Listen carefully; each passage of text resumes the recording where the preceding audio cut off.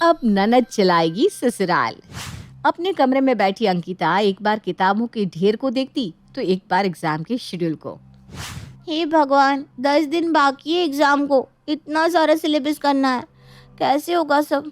एक तो कॉलेज वाले भी ना 10 दिन पहले कौन बताता है कि एग्जाम होने वाले हैं।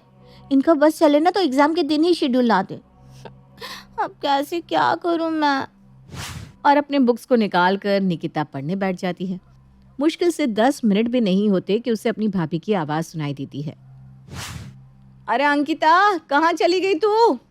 ये लड़की भी ना कमरा बंद करके बैठ जाती है। कहाँ हो अंकिता? अंकिता को ढूंढती हुई सीमा उसके कमरे में पहुंच जाती है। ये तुम बार बार दरवाजा क्यों सटा लेती हो? चलो उठो और बाहर डेयरी की दुकान से एक ब्रेड का पैकेट लाकर दे दो मुझे। वो क्या है ना, चिंटू सैंडविच खाने की बड़ी जिद कर रहा है। भाभी, मैं आधे घंटे के बाद जाऊं तो कोई प्रॉब्लम नहीं है ना? बस एक चैप्टर कंप्लीट करके जाती हूँ। अरे बस 2 मिनट तो लगेंगे अंकिता, 2 मिनट में क्या ही हो जाएगा। और पढ़ना है ना तो कल सुबह 3 बजे उठ जाना। जी भाभी। बाजार जाकर अंकिता अपने भतीजी के लिए ब्रेड लेकर आती है और वापस अपने कमरे में जाकर जैसे ही बुक्स खोलती है, चिंटू का हाथ पकड़े सीमा वहां आ जाती है। जब तक मैं तेरे लिए सैंडविच बना रही हूँ तू यहीं बुआ के पास बैठ। सैंडविच? सैंडविच तो मैं खाता ही नहीं मम्मी। तू चुप रह, तुझे क्या पता तू क्या खाता है क्या नहीं। अंकिता, जरा इसे देख लो ना, आजकल बिल्कुल भी ट्यूशन में नहीं पढ़ता। अगले महीने से इसके एग्जाम है। बताओ, यहीं बैठकर तू बुआ के पास पढ़, समझा? एक छोटा सा बच्चा अगर आपके पास बैठा हो तो वो आपको पढ़ने देगा क्या? चिंटू ना तो खुद पढ़ता है ना ही अपनी बुआ को पढ़ने देता है और इसी में 2 घंटे निकल जाते हैं। यहाँ तो कोई मुझे पढ़ने ही नहीं देगा, मैं छत पर जाकर पढ़ लेती हूँ। जैसे ही अंकिता छत की सीढ़ियाँ चढ़ती है। अच्छा, तुम छत पर जा रही हो अंकिता? तो एक काम करो ना, ये कपड़े पड़े हैं, मुश्किल से 20 मिनट में मशीन में धुल जाएंगे।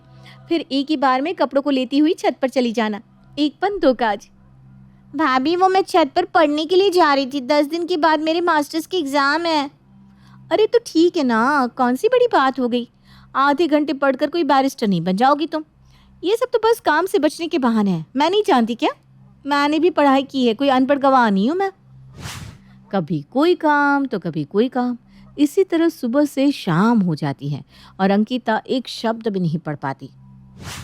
अब तो माहौल शांत लग रहा है, अब आराम से पढ़ सकती हूँ। तभी आ जाती है सीमा। सुबह से पढ़ तो रही है तू, अब और कितना पढ़ेगी? जा जरा आटा गूंदे और सब्जियां भी काट देना, मैं आकर सब्जी बना दूंगी। कभी ये कभी वो, कभी ये कभी वो, इसी तरह अंकिता की दोनों भाभियां उसे घर के कामों में ही लगा कर रखती थी ताकि वो कभी पढ़ाई ना कर सके। पर अंकिता हार मानने वालों में से नहीं थी। रात को सभी के सोने के बाद वो अपने एग्जाम की तैयारी में लग जाती है। अरे भाभी, उस अंकिता से इतना काम करवाने का कोई फ़ायदा ही नहीं है। कल रात को जब मैं पानी लेने उठी ना तो वो 3 बजे भी पढ़ाई कर रही थी। ऐसे तो वो पास हो जाएगी। ज़्यादा अगर पढ़ लिख गई तो इस घर में तीसरा हिस्सा मांगने खड़ी हो जाएगी। भाभी, कुछ तो तिकड़म करो। अरे तू चिंता मत कर, अभी 8 दिन बाकी है एग्जाम में। मैंने सोच लिया है, ऐसा इंतज़ाम करूंगी कि वो इस बार की परीक्षा दे ही नहीं पाएगी। और दोनों देवरानी जिठानी मिलकर अपने दिमाग के घोड़े दौड़ाना शुरू कर देती हैं। एक रात जब सभी खाने के टेबल पर बैठे थे, अंकिता अपने कमरे में पढ़ने के लिए चली जाती है और मौके का फायदा उठाती हुई प्रिया कहती है, रात रात भर जाकर दीदी ने अपनी आंखों के नीचे काले गड्ढे कर लिए, सच में। पर क्या फायदा इतनी मेहनत का? कितना भी पढ़ ले, आखिर तो दीदी के ससुराल वालों पर ही डिपेंड करेगा ना कि वो दीदी को नौकरी करने देंगे या नहीं। मैं भी तो ग्रेजुएट हूँ, शादी के बाद कहाँ काम आई डिग्री। ससुराल में तो चूल्हा चौका ही काम देता है कि नहीं माँ जी? किताबें पढ़ने से रोटियां नहीं बन जाती। पति का पेट डिग्री से नहीं भरेगा, रोटियों से भरेगा। ऊपर से उनकी आंखों के नीचे काले गड्ढे हो गए, चेहरे पर इतने दाने हो गए, ऐसे में कौन लड़का पसंद करेगा? अरे नहीं नहीं बहू, ऐसा मत बोल। तू क्या कहता है सुमित? मुझे तो कुछ समझ में नहीं आ रहा क्या करना चाहिए। बात तो बहुएं भी ठीक कह रही है। हाँ माँ, इन दोनों की बात में दम तो है। काम के चक्कर में हमने तो ये सोचा ही नहीं कि अब अंकिता की शादी की उम्र हो गई है और अगर वो घर का कामकाज ना सीख कर पढ़ाई ही करती रहेगी तो कैसे बसा पाएगी अपना ससुराल। पर अभी 1 हफ्ते बाद उसके एग्ज़ाम है, ये एग्ज़ाम दे देती है, उसके बाद देखते हैं क्या करना क्या नहीं। क्या देवर जी, आप ही ना, अगर दीदी ने एग्ज़ाम दे दिए तो उसके बाद उनका पढ़ने का और जी करेगा और वो चाह कर भी ना पढ़ाई नहीं छोड़ पाएगी। और ससुराल ने आगे पढ़ने नहीं दिया तो उनका दिल नहीं दुखेगा? उनके साथ हम इतना बुरा तो नहीं कर सकते ना। पौधा उखाड़ कर कहीं और लगाया जा सकता है, पर वो अगर पेड़ हो जाए ना तो उसे तो काटना ही पड़ता है। और सभी मिलकर ये डिसाइड कर लेते हैं कि अब अंकिता नहीं पढ़ेगी। प्रिया अंकिता के कमरे में जाकर उसे ये बताते हुए कहती है, हो गया ननद जी, जो पढ़ाई करनी थी कर ली आपने, अब रसोई संभालिए। ये क्या कह रही हैं भाभी आप? अभी मुझे होटल मैनेजमेंट के एंट्रेंस का एग्ज़ाम भी देना है। मेरे सपने बहुत बड़े हैं भाभी, मैं किचन में इस तरह अपने सपने बर्बाद नहीं कर सकती। ये घर संभालना कोई होटल मैनेज करने से कम थोड़ी ना है। ये रहा होटल, अब करते रहिए मैनेज। बेचारी अंकिता पूरी रात रोती रहती है और रोते हुए अपनी फ्रेंड सोना को कॉल करती है। अरे तू पागल है क्या? क्यों रो रही है? अरे भाई तेरे रोने से क्या हो जाएगा? ये दुनिया ना बड़ी जालिम है अंकिता, खुद के लिए खुद खड़ा होना पड़ता है। जिसने तेरी जिंदगी खराब की है तो उसकी जिंदगी खराब कर दे। तूने ठीक कहा सोना, भाभीयों ने तो अपनी काली दाल बना ली, पर अब उसमें तड़का तो अंकिता ही लगाएगी। और अगले दिन से ही अंकिता अपना खेल शुरू कर देती है। दोनों भाभियां हर वक्त उससे अपना काम करवाती जा रही थी, कभी रसोई का तो कभी पर्सनल, और खुद आराम फरमा रही थी। अंकिता भी उन्हें बिना कुछ कहे सारे काम करती जाती है। और जैसे ही रात के 12 बजते हैं, प्रिया को अकेला किचन में पाकर वो कहती है, मैं आप दोनों की कितनी ही मदद कर पाती हूँ भाभी, आपको तो काम में हाथ लगाना पड़ ही जाता है। वो तो है अंकिता, काम जो इतना होता है रसोई का। सही बात है भाभी। अरे आपने अभी अभी मैनिक्योर करवाया था ना? ओहो, पूरे नेल्स खराब हो गए। पर सीमा भाभी के तो पूरे चकाचक थे। अच्छा हाँ, वो फिर बर्तनों को हाथ नहीं लगाती होगी ना। अभी देख लीजिए ना, वो सो गई है और आप अभी तक मेरे साथ लगी पड़ी हैं।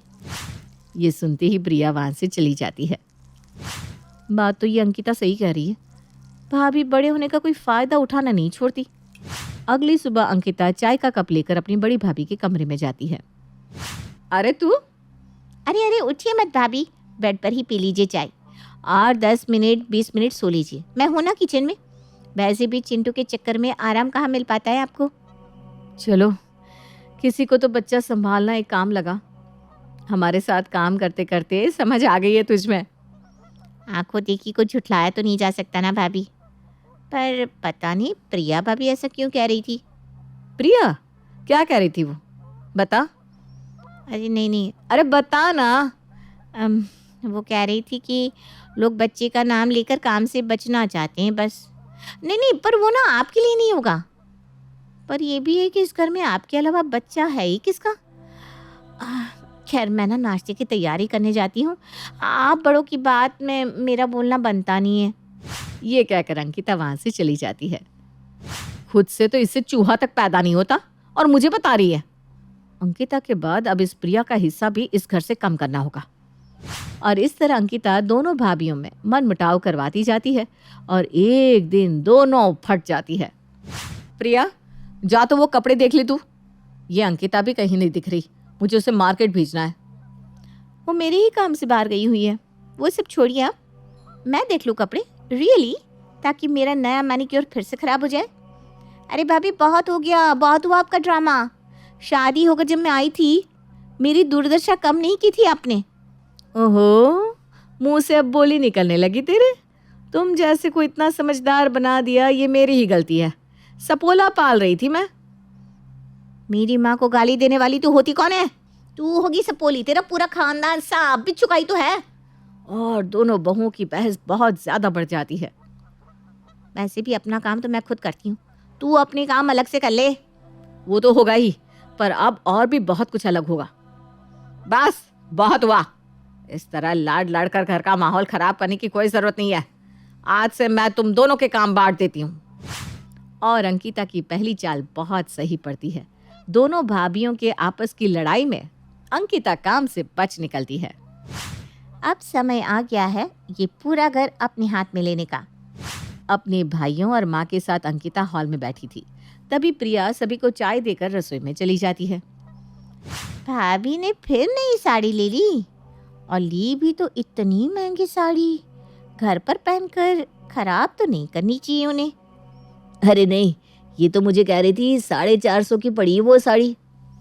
अच्छा, तो ऐसी ही एक साड़ी मेरे लिए भी आप लेकर आइए ना भैया, शादी के बाद मेरे ससुराल में काम आ जाएगी। 3,500 की साड़ी है ये, कल ही मैंने इसे शोरूम के डिस्प्ले पर देखा था। पर बहू ने तो मुझसे कहा कि ये साड़ी उसकी माँ ने उसे भेजी है। यानी कि हो गई ना 2 बातें। किचन से अंकिता आकर अपने भाइयों के पास बैठ जाती है और अपने बड़े भाई से कहती है, कितने दिन की हूँ और मैं इस घर में, थोड़ा मुझ पर भी खर्च कर दिया करो भैया। आजकल ना तेरे भाई का हाथ जरा तंग है बहना। ये कैसी तंगी है भैया कि भाभी अपने मायके में भी 5-10 हज़ार रुपये हर हफ्ते भेज देती है। अब वो तो बेचारी कमाती भी नहीं, तो आप ही देती होंगे ना पैसे उन्हें। अरे यहाँ मैं पाई पाई करके पैसे जोड़ता हूँ और ये पैसे अपने मायके भिजवा देती है। ये तो गलत है। ये दोनों बहुएं बेफिजूल के खर्चे कर रही हैं। वैसे पैसे कहाँ से आ रहे हैं उनके पास? तूने तो अकाउंट्स में ग्रेजुएशन किया है बेटा, तू ही समझा दे जरा। ये खर्च घर खर्च के पैसे से निकाले जा रहे हैं मम्मी। दोनों भाभीियों को आप अलग अलग 30-30 हज़ार रुपये देती हैं। इस घर को चलाने के लिए मुश्किल से 35 हज़ार रुपयों की ज़रूरत है और दोनों के पास है कितने? 60 हज़ार। तो बचे हुए 25 हज़ार तो उड़ाए ही जाएंगे ना। तो रुक, मैं अभी इन दोनों की क्लास लगाता हूँ। सीमा और प्रिया को हॉल में बुलाया जाता है। आज से इस घर का बजट अंकिता देखेगी। राशन के पैसे, हाथ खर्च के पैसे और जो भी एक्स्ट्रा पैसे जिसे भी चाहिए होंगे उसे वो पैसे अंकिता से ही मांगने होंगे। अब इसने कॉमर्स की पढ़ाई की है तो कम से कम उस पढ़ाई का इस्तेमाल तो हो। और अगले दिन से अंकिता के दिन पलट जाते हैं। जिस अंकिता को अब तक घर पर नौकरानी की तरह रखा जा रहा था, आज घर का सारा मालिकाना हक उसी के हाथ में था। अंकिता देखती है कि सुबह सुबह उसकी बड़ी भाभी ने किसी दुकान से राशन मंगवाया है।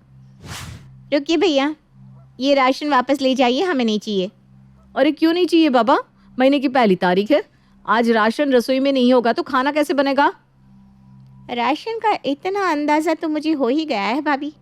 अभी भी रसोई में इतना राशन है कि 15 दिन राशन आराम से चलाया जा सकता है। तो आपने राशन के नाम पर अपनी जो बॉडी वॉश क्रीम मंगवाई है, आप उन्हें वापस भिजवा सकती हैं, क्योंकि उनके पैसे घर से तो नहीं जाने वाले। हॉल में पैर पर पैर चढ़ाए अंकिता टीवी देख रही होती है। तभी वहाँ प्रिया आती है। दीदी, वो मुझे 1,000 रुपये चाहिए। आज आपने मुझे अकेले में भी दीदी बोला वरना अकेले में तो आप मेरा नाम लिया करती थी। खैर भाभी, 1,000 रुपये किस लिए चाहिए? वो मुझे कोई सामान लाना है। कोई सामान के लिए मेरे बजट में जगह नहीं है भाभी। सामान क्या है साफ साफ बताइए। और आप ना महंगा ले आएंगी तो आप मुझे सामान ही बता दीजिए, मैं मंगवा देती हूँ। आप मुझे 1,000 रुपये दे दीजिए, मैं लिख देती हूँ ना कॉपी में कि मैंने लिया है 1,000 रुपये। ज़रा हाथ दिखाइएगा भाभी। अच्छा, तो पार्लर जाया जा रहा है मैनिक्योर करवाने। एक काम कीजिए भाभी, एक बर्तन में पानी लीजिए, उसमें शैम्पू डाल दीजिए, थोड़ा सा बेकिंग सोडा और हाथ डुबोकर बैठ जाइए। घर में ही मैनिक्योर हो जाएगा। क्यों बर्बाद करने हैं पैसे? हाथ में पैसे आ गए तो हम पर हुक्म चला रही है। चला चला, देखते हैं कब तक चला लेती है तू। अंकिता अपना हाथ कस लेती है और हर चीज की पूरी निगरानी शुरू कर देती है। एक रोज अपने कमरे में छिपकर सीमा अपने भाई से बात कर रही होती है। अरे भाई, मैं तुझे कैसे पैसे भेजूं? तेरे दिमाग के पैदल जीजा को तो मैं धोखा दे देती थी, पर अब ये मेरी ननद हर वक्त मेरे सर पर नाक की तरफ फन मारकर बैठी रहती है। तो यहाँ जाते थे पैसे। वैसे इस बातचीत की रिकॉर्डिंग कर ली मैंने। अब ये प्रूफ बस सभी के सामने रखना बाकी है। मैं तेरे आगे हाथ जोड़ती हूँ अंकिता, प्लीज ऐसा मत करना। मेरा घर टूट जाएगा अंकिता। तो टूट जाए भाभी, मेरा भी तो जीवन खराब किया है ना आपने, नहीं किया क्या? अब अंकिता एक डिक्टेटर की तरह अपनी भाभियों को अपनी उंगलियों पर नचाना शुरू कर देती है। प्रिया भाभी कहाँ हैं आप? आपके मायके वालों के पास तो खुद खाने के लाले पड़े हुए हैं, तो फिर मायके से आप इतनी साड़ियाँ कैसे ला रही हैं? और ये खाने का बिल कहाँ से आया? मतलब आप रात को बाहर से खाना भी मंगवा कर खा रही हैं? अभी भी महीने के पैसों में से बचाए हुए पैसे आपके पास भरे पड़े। अब तो ये सारी बातें घर वालों के सामने लानी ही पड़ेगी मुझे। मैं तेरे पैर पड़ती हूँ अंकिता। तू कहेगी तो मैं तेरे पैर भी दबा दूंगी, तेरा सर दबा दूंगी, तुझे रानी की तरह रखूंगी। तो एक काम कर, ज्यादा नाराज है ना तो मुझे 2 झापड़ मार ले, सच में, पर मेरे साथ ऐसा मत कर। थप्पड़ मारकर मेरे सपने वापस लौट आएंगे क्या भाभी? इस घर में मैं और कितने दिन राज कर लूँगी? ज़्यादा से ज़्यादा 3-4 साल। उसके बाद तो आप आज़ाद हो ही जाएंगी ना। पर आपने तो मुझे जीवन भर के लिए पिंजरे में बंद कर दिया, काट दिए मेरे पंख, छुड़वा दी मेरी पढ़ाई। तुझे क्या लगता है ये सारी बातें अगर मेरे पति को पता चल गई तो वो कभी मुझ पर विश्वास कर सकेंगे? इन्होंने तो मुझे बाहर ले जाना भी बंद कर दिया है, एक पैसे नहीं देते, ऊपर से मुझसे उखड़े उखड़े रहते हैं। हमारा घर टूट रहा है दीदी, प्लीज़। हाँ दीदी, जो हुआ उसे भूल जाइए। मेरा दिमाग बड़ा तेज़ है भाभी। वो दिमाग अगर पढ़ाई में लगा रहा होता तो आज मैं न जाने कहाँ से कहाँ पहुँच चुकी होती। पर आप ही तो चाहती थी कि मैं रसोई में रहूँ, तो फिर दिमाग अगर रसोई में चलेगा तो पीसेंगे तो आप दोनों ही ना। नहीं चलेगा रसोई में दिमाग, अब आप पढ़ाई करेंगे। एक सेमेस्टर का एग्ज़ाम छूटा है ना, कोई बात नहीं, आप नेक्स्ट सेमेस्टर में इस सेमेस्टर की भी एग्ज़ाम दे दीजिएगा। मुझे आप पर पूरा भरोसा है, आप सारे सिलेबस कवर कर लेंगी दीदी।